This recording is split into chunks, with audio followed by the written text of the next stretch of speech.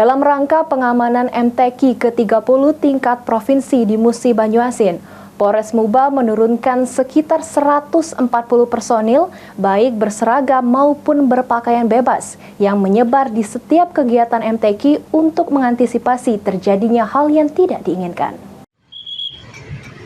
Nah, aku di sini kalau di kamar. Dalam rangka pengamanan pelaksanaan MTQ ke-30 tingkat provinsi, Polres Muba menerjunkan setidaknya 140 personil, baik berseragam maupun berpakaian bebas. Kabak Ops Polres Muba Kompol M. Ali mengatakan, jika pengamanan tersebut meliputi pengamanan saat pembukaan, pelaksanaan, dan penutupan MTQ ke-30 di Musi Banyuasin, yang mana petugas akan disebar untuk mengantisipasi terjadinya tindak kriminal dan ketertiban umum selama acara berlangsung.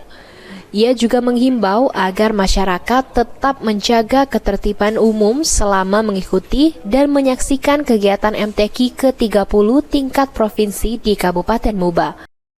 Pembukaan ini ada 140, tapi untuk keseluruhannya ada 180, karena kita melakukan pengamanan juga di tempat besos maupun hotel-hotel tempat penginapan dari peserta MTQ.